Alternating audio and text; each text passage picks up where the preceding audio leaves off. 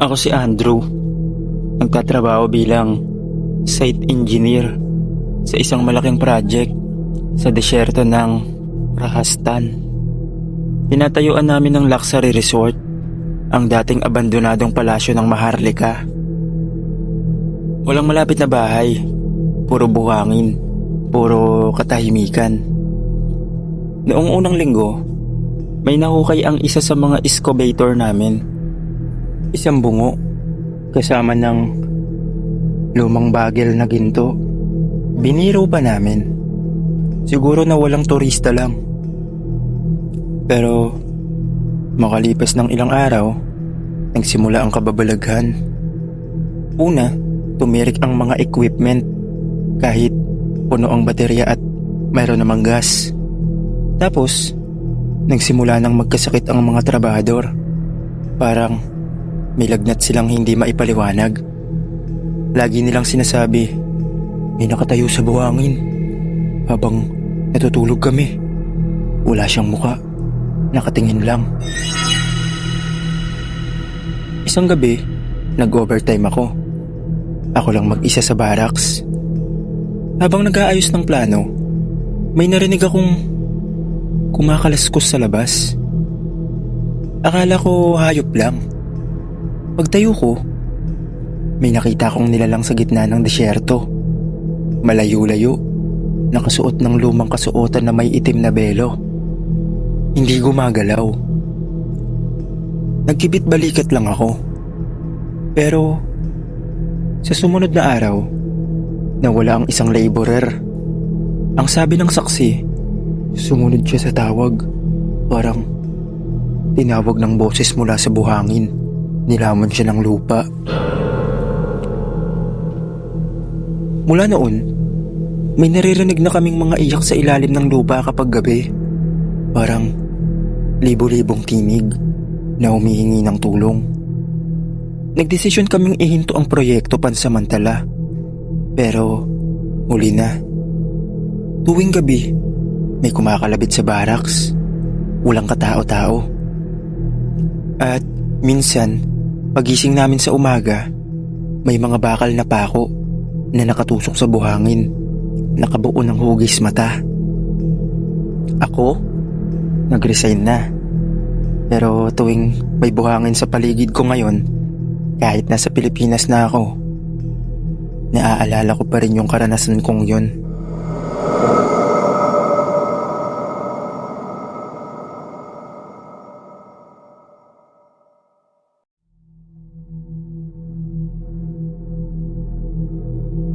Ako si Clarice, isang volunteer teacher mula sa Pilipinas. Na-assign ako sa maliit na nayon sa tuktok ng kabundukan ng Himachal Pradesh. 7 oras ang lakbay mula sa pinakamalapit na bayan. Walang signal, walang kuryente sa gabi. Gasera lang ang gamit. Tahimik ang mga tao, masyadong tahimik. Pero mababait sila. Pinatuloy nila ako sa isang bahay sa gilid ng bangin. Luma, gawa sa bato, pero matibay naman. Sa unang araw, binilinan agad ako ng isang matandang babae. Anak, kahit anong mangyari huwag kang lalabas pagsapit ng 9:00 ng gabi. Kahit may kumakatok pa. Akala ko, nagbibiro lang. Pero tuwing gabi, lahat ng bahay nakasara. Walang ilaw, walang ingay. Ang buong nayon, tila patay. Unang gabi, eksaktong 9:00, may kumatok sa pinto. Mahina lang pero paulit-ulit.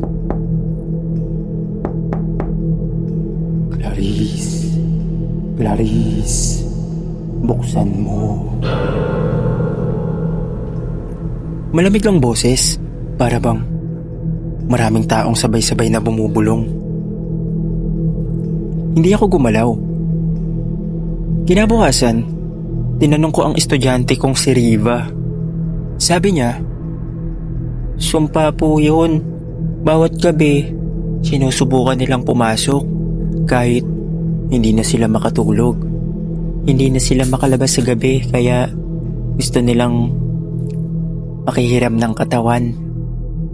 Ang kwento, isang gabi daw, may dayuhan na sumira ng bantayog sa gitna ng gubat. Doon daw nakakulong ang mga kaluluwang hindi matahimik. Kaya't simula noon, lahat ng taga-nayon di na natutulog ng mahimbing. Lahat takot sa gabi, lahat tahimik sa kadiliman. Nang dumating ang ikatlong gabi ko, habang natutulog ako, may malamig na hangin sa kwarto. Tumingin ako sa bintana. Sa ulap ng hamog, may mga itim na aninong walang mata, nakatingin lang sa akin. At sa salamin sa tapat ng higaan ko, may sulat sa singaw. Sa sunod na gabi, ikaw na ang magbabantay. Umalis na ako kinabukasan at kinalimutan na ang karanasan kong yon. At napagdesisyonan ko lang umuwi na ulit sa Pilipinas at hindi na muli pang bumalik.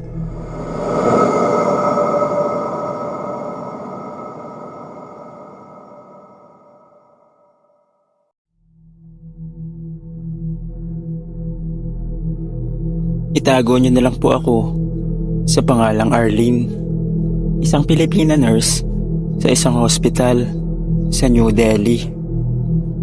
Lumang-luma na ang ospital. Puting mga pader na nangingitim sa tagal, sirang ilaw sa hallway, at amoy gamot na lumat panis.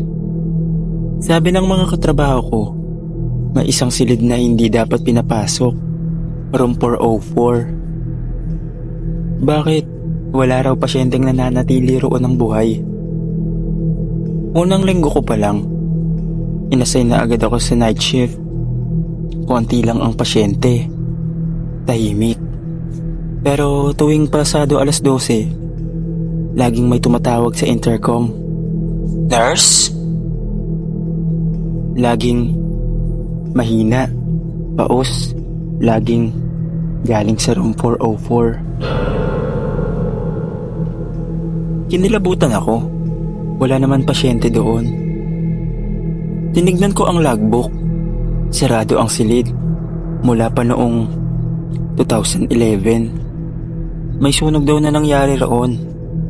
May nasunog na pasyente. Hindi na raw nakita ang bangkay. Pero ang pinakang nakakatakot, nang suriin ko ang CCTV footage, may isang batang babae na naka-hospital gown, napalakad-lakad sa loob ng silid.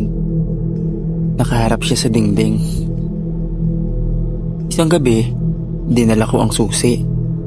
Binuksan ko ang pinto ng room 404. Madilim, malamig at amoy sunog. At sa loob ng silid, may isang kama. At may nakaupo sa kama.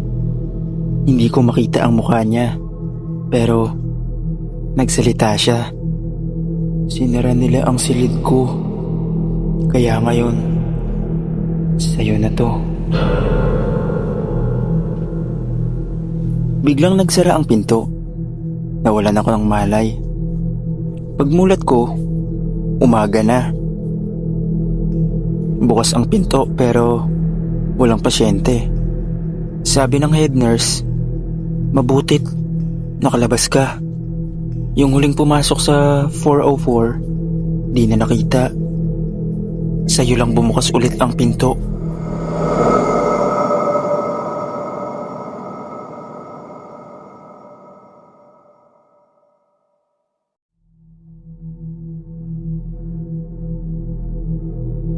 Ako si Lani. 3 buwan pa lang ako sa India. Nagtatrabaho ko bilang kasambahay sa isang matandang mag-asawa sa isang lumang apartment sa Kolkata. Tahimik ang lugar, luma ang building. Sa hallway pa lang, mararamdaman mo na parang may nakatingin. Walang problema dito, di ba? Tanong ko nung una. Napatingin sa akin ang amo kong babae. Wala. Basta wag kang tumingin sa salamin ng hallway kapag gabi. Natawa lang ako. Akala ko biro. Hanggang sa nangyari ang una kong pagkakamali. Isang gabi, palabas ako ng unit para magtapon ng basura. Napadaan ako sa salamin, malapit sa hagdanan. Maliwanag ang koridor, pero pagtingin ko, may batang nakatayo sa tabi ko, sa refleksyon. Nakaputi, nakalugay ang buhok, at walang muka. Napalayo ako. Paglingon ko sa tabi ko, wala namang tao. Pero sa salamin, nandun pa rin siya. Hindi ako nakatulog buong gabi. Kinabukasan, tinanong ko ang kapitbahay.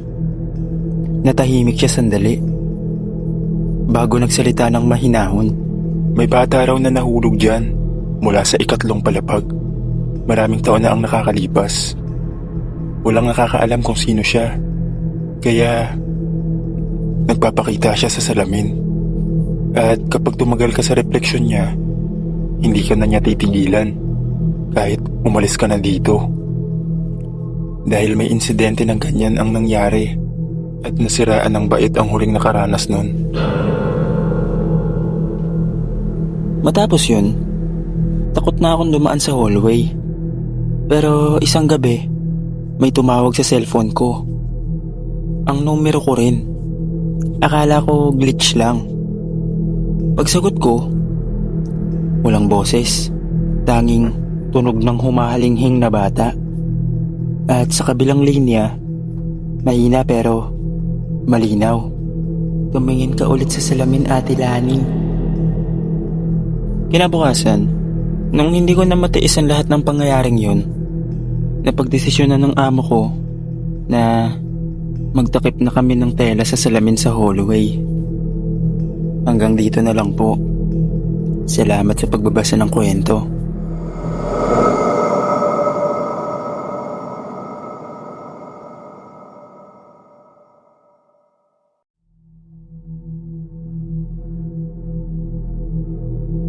Ako si Jeffrey. Sir Dave, unang buwan ko pa lang sa trabaho bilang cleaner sa isang lumang hotel sa Varanasi. Tahimik at simple lang ang trabaho. Maglinis, mag-ayos ng kama, at siguraduhin walang reklamo ang mga bisita. Pero may isang silid na ayaw galawin ng ibang staff. Ang room 36. Ay, huwag kang papasok dyan, Jeff. Sinara na yan kahit manager ayaw buksan yan. Babala ng isang matagal ng janitor. Pero isang araw, inutusan ako ng supervisor. Walang ibang tao ngayon. Pakilinis ang 36. Agad akong kinabahan, pero sumunod pa rin ako. Lumang susi ang ginamit ko. Pagpasok ko, naamoy ko agad ang lumat panis na amoy. Amoy alimuom. May halong insenso. Walang tao pero naramdaman ko agad ang bigat ng hangin. Para bang may nakatingin. Habang naglilinis ako sa banyo, biglang may narinig akong may hinang katok mula sa salamin. Pagharap ko, may nakita akong babaeng nakaputi sa refleksyon. Nasa likod ko. Nang lingunin ko, wala namang tao. Pero may bakas ng basang yapak sa sahig. Bigla na lang nagsara ang pinto. Sinubukan kong buksan pero ayaw bumukas. Nagpanik ako. Narinig ko na lang bigla ang isang tinig, malamig at pabulong. Tila nagmumula sa pader. Tumigil ang oras ko dito. Sa'yo na lang ang buhay ko. Muntik na akong mawala ng balay. Tumakbo ako palabas. Himalang bumukas ang pinto. Kaya hindi na ako nagsayang ng oras. Tumakbo ko palabas. Pero alam niyo yung nakakabwisit? Tinawanan lang ako ng ilang staff. Sabi sa'yo eh, noong 2012, may babaeng turista na nalunod sa bathtub dyan. Ha? Nalunod sa bathtub? Nakakapagtaka naman. Tanong ko. Pero hindi na sila masyado nagkwento pa at may nagpaparamdam na daw doon matapos ang pangyayaring yun. Lahat ng cleaners na pumapasok doon, nagkakasakit o nababaliw. Ako, hindi na ako bumalik sa hotel na yun.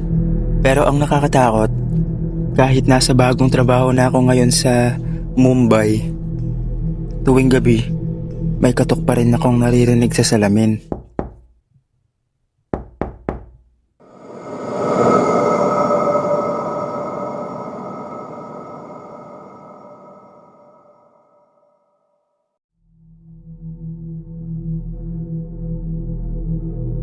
Itago niyo na lang po ako sa pangalang Tintin. 5 buwan pa lang ako dito sa India. Nagtatrabaho bilang caregiver sa isang matandang mayamang babae na si Madam Sharma sa Jaipur. Malaki ang bahay nila. Lumang mansyon na gawa pa noong panahon ng mga maharaja. Maganda pero may kakaibang aura. Laging malamig kahit tirik ang araw. Tahimik ang mga tauhan. At tila takot sa isang bagay na hindi binabanggit. Isang gabi, ako lang ang naiwan sa bahay kasama si Madam. Tulog na siya. Ako nasa kusina, nagkakape. Nang biglang may narinig akong boses mula sa itaas. Mahinang iyak ng babae. Napatingin ako sa orasan. 12:00 ng hating gabi. Wala namang bisita. Tinignan ko si Madam. Tulog na tulog pa rin. Dahan-dahan akong umakyat. Sa dulo ng pasilyo, bukas ang ilaw ng silid na dati raw tinutuluyan ng anak ni Madam na si Priya na matagal nang patay. Sumilip ako. Walang tao. Pero sa salamin ng aparador, may nakita kong refleksyon. Isang batang babae na umiiyak. Nakasuot ng pulang bestida. Hindi ko makalimutan ang itsura niya. Duguan ng mata at may sunog sa kalahati ng muka. Napaatras ako. Pagsilip ko muli, wala na siya. Kinabukasan, tinanong ko ang hardinero. Sira, may bata ba dito kagabi? Umiling siya, pero halos pabulong ang sagot. Huwag kang maingay, si Priya yun, anak ni Madam. Nasunog sa silid niya noong bata pa siya. Simula noon, gabi-gabi siyang umiiyak. Ayaw niyang may ibang gumagamit ng kwarto niya. Nang gabing yun, sinubukan ko magdasal bago matulog. Pero habang pikit ang mga mata ko, may naramdaman akong malamig na kamay sa paa ko. Pagdilat ko, nakita ko si Priya sa paahan ng kama ko. Nakatingin lang, walang imik. Hindi ako natulog sa kwarto mo, sabi ko habang nanginginig. Ngunit ang sagot niya ay bulong na tila nanggaling sa ilalim ng lupa. Pero narito ka sa bahay ko. Aalis ka pa ba? Matapos yun, araw-araw kong iniisip kung dapat pa ba akong magtagal sa India. Pero kahit saan ako lumipat, palaging may batang umiiyak sa paligid. Palaging may pulang bestida sa panaginip ko. At palaging may boses na bumubulong sa gabi. Sa akin ka na.